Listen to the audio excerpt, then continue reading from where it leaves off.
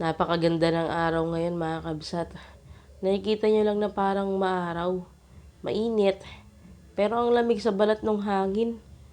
Ang ginaw, habang humahampas nga yung hangin sa balat ko, giniginaw talaga ako. Nagbabike nga lang pala ako. Binabike ko lang itong mga gamit namin kasi total malapit lang naman. At saka wala naman kasi akong motor. Kaya tsaga-tsaga lang tayo. Favorite nga pala na lugar ko to. Hindi naman sa favorite sa lahat. Isa lang sa mga paborito. Kasi nakikita ko yung pagiging green ng bukid. Alam niyo yun? Nakaka-relax siya kapag dumadaan ka dito. Lalo na, nakakita ka pa nga dito minsan ng kalabaw, kabayo, at saka baka. Minsan magugulat ka na lang nasa harap mo na. Pagdating sa pwesto mga kabsat, syempre, sinetap ko na yan. Hindi ko na nga lang napakita sa inyo. Kasi gusto ko pasulpot-sulpot lang yung video kasi kukuha lang ko lahat. Hindi ko alam saan tayo aabot. Binaba ko nga pala yung payong na yan kasi syempre, hindi naman natin abot yan, tangkad natin eh. Wala pa nga customer ng ganitong oras. Karaniwang kasi 5:30 or 6 na dumadating yung mga bumibili. Kaya para hindi ako mainip, naglalagay na lang ako ng sticker dito. Dati nga sa bahay ko ginagawa yan eh. Tapos syempre, everyday yung ginagawa ko. Kada magpepesto ko dito, tinitikman ko din yung mga nasa menu natin. Isa doon sa mga menu natin. Lagi kong tinitikman. Syempre, para alam ko yung lasa ng tinitinda natin, di ba? Tapos yung Hershey's pala na yan, galing yan sa girlfriend ko. Ayan, para dito sa kapehan namin. Opo, magkasama kasi kami dalawa dito. Hindi lang to sa akin. Tapos pag natikman niya yan, ay ang sarap. Tapos ayan, maya-maya may dumating na nga na customer. Sabi nga ni ate dyan, bakit wala ka lagi? Sabi ko, nagtatrabaho po kasi.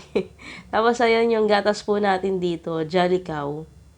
Ang ganda pala ng gatas na to. Dati ini-ignore ko lang to. Kasi ang gamit ko talaga Arla tsaka Emborg. Pero ngayon, nung nagamit ko to, parang ito na yung gagamitin ko talaga. Charot. Pero syempre, namimiss ko din yung Emborg. Ang ganda lang kasi ng quality niya. Tsaka, yun nga lang, medyo pricey siya kumpara sa Emborg. Habang naghihintay nga na maluto tong kape natin, iniinom ko din tong tinimpla natin para sa atin, di ba? Non-coffee based drink nga pala yan, ha? Tapos ayan, finrat na natin tong milk para makapag-create tayo ng foam. Lagay ng yelo, tapos syempre yung caramel sa taas. Ang ganda nga ng gatas na to. Nakita nyo yung sa may foam, tapos yung caramel. Hindi agad bumabagsak yung caramel niya. Caramel macchiato nga pala itong in-order ni ate. As in, palagi yan yung in-order niya dito. Tapos ayan, pupunas lang tayo ng lamesa para kunyari masipag. Naka-video eh. Hindi, charot lang. Lagi ko talagang ginagawa yan. Kasi kung hindi, baka bisitahin tayo ng langaw. Dahil nga pang 6 shot tong mocha pot natin. Pag may sobrang kape, nilalagay ko nga pala dito. Para at least, mainit pa din siya at saka ma-preserve yung aroma niya. Pero hanggang 3 hours lang yan. Tapos tinatapon ko na. Tapos ayun, grabe, gabi na nga. Ang bilis tumilim. Ang ginaw na rin. Parang nabinat nga ako dito. Tapos ayun, may nag-chat nga sa akin. Regular customer nga din pala siya. Nag-order siya ng 2 buy one take one ng Spanish latte. As in, yun yung palagi niyang in-order kasi one time, nagpunta daw siya isang coffee shop sa Balanga. Kumbaga matatag na yung coffee shop na yun. Tapos, natikman niya yung Spanish latte doon, tapos yung sa amin. Wala mas masarap daw to. Hindi ako nagyayabang ha, pero alam niyo yun, bilang small business owner, na wala ka naman talagang pwesto, nasa street ka lang. Ang sarap sa pakiramdam. Tapos ayun, dahil nga take out to, nilagyan ko ng spill proof. At ayun, ibabiyahin na natin to. Sakay po. Sakay daw. Ito pong kape. Ito po yung sasakay. Oh, yeah, ate. Saan banda? Sa Methodist, dun sa may tabi na ng pandesal. Yung Mulawin?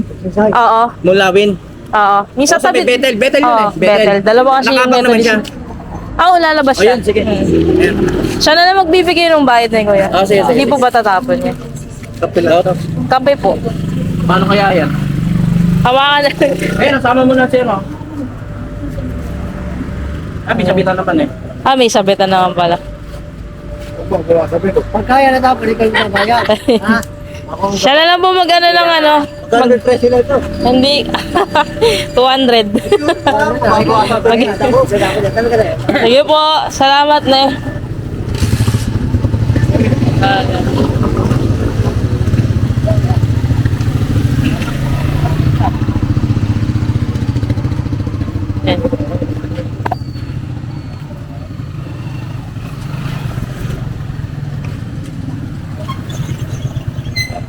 Bandar na. Mag-abang ka na daw sa labas. Huling pagbibideo ko na nga pala yun. Mahalaga nakita nyo na rin yung ginagawa ko. Pauwi na nga pala tayo dito.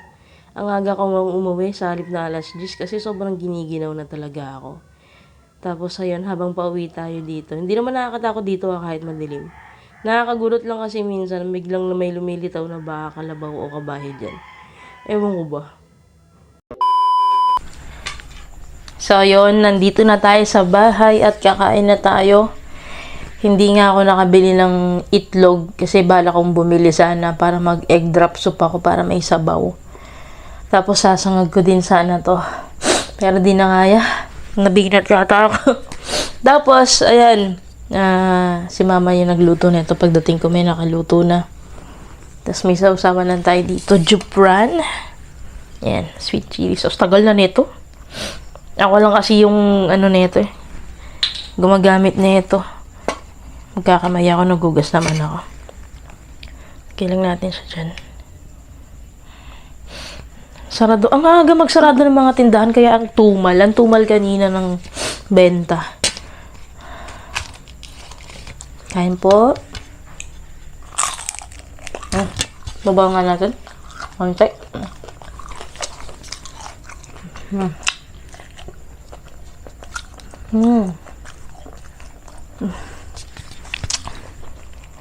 Sakit. Pag meron kang sakit, tapos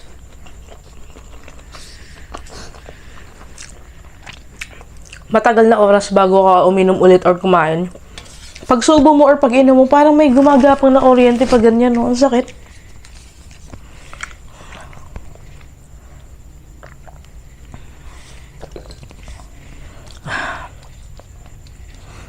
Dapat kasi alas 9 inom ko, 9:30, kaya lang sarado na yung mga tindahan na alas 9. Bago mag alas 9, nagsasaraduhan na. Ay, hindi ako makalis sa pwesto kasi syempre, walang bantay.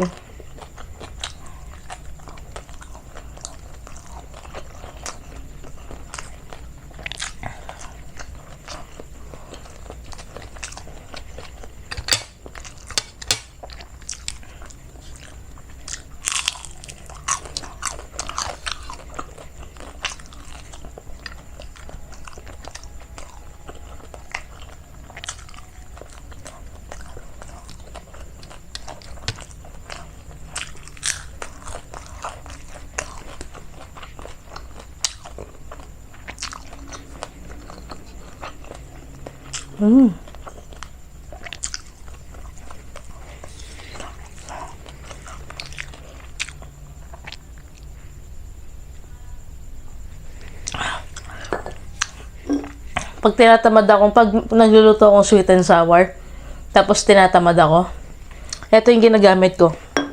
Hindi na ako nagmimix ng suka, ketchup, yung ginagamit ko.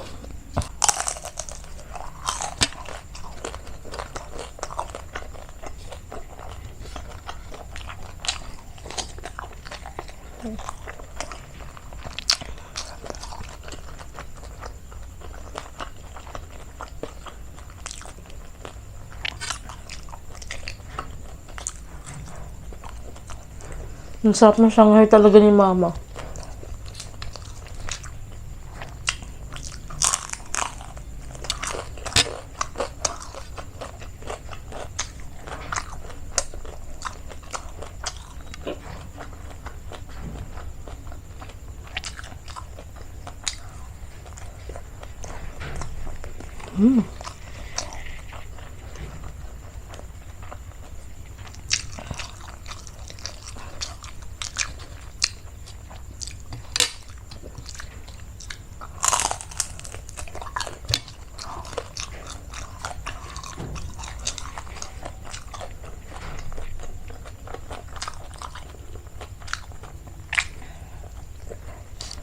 Ang bigas na itong sapit na kaya gusto ko lagi sinag.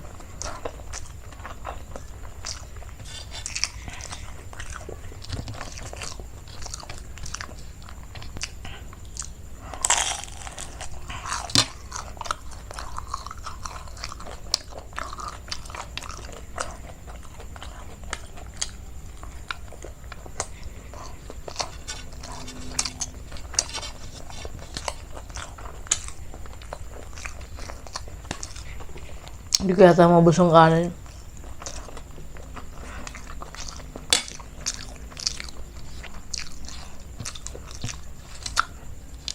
Ang sarap talaga ng Shanghai dito.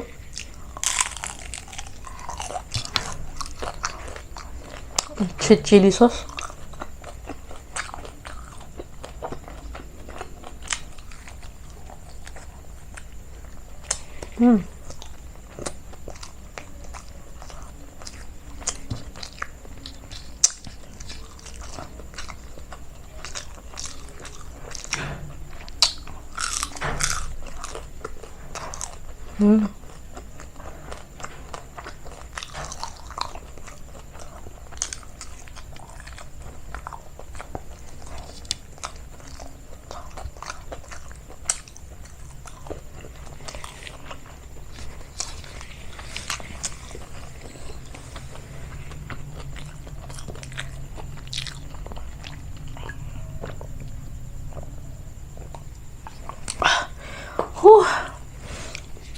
Ngatog na ngatog ako kanina.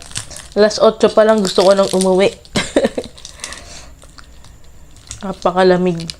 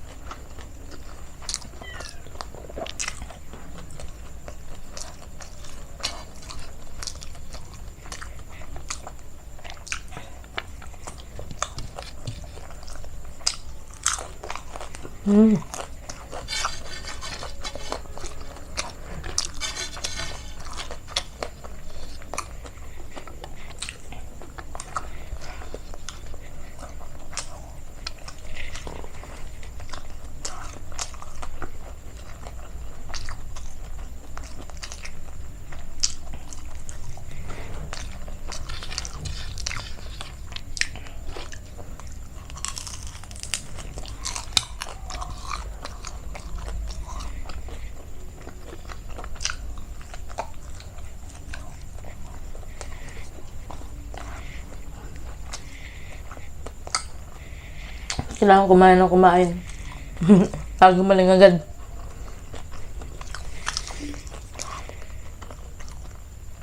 Sa Shanghai, pinakagusto kong sausawan, suka, ito, at saka toyo mansi. Ayaw ng ketchup.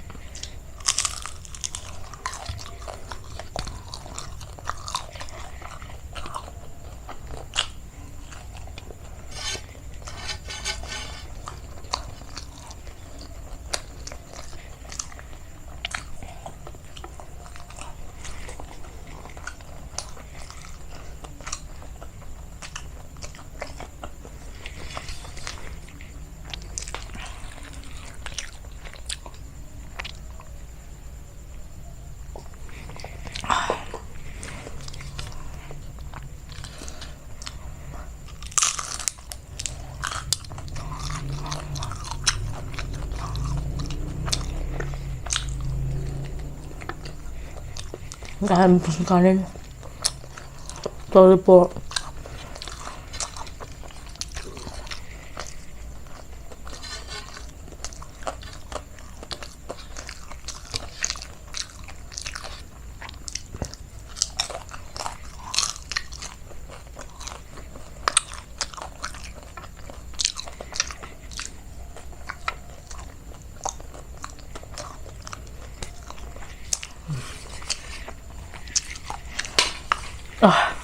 Gugas lang ako kamay, tapos lalabas ako. Hindi pwede, hindi ako inom ng gamot eh.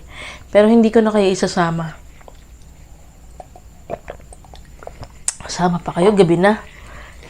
Yun lang. Kasi yung by Jessic na nabili kanina, peke. Isang oras na, hindi pa din natutunaw.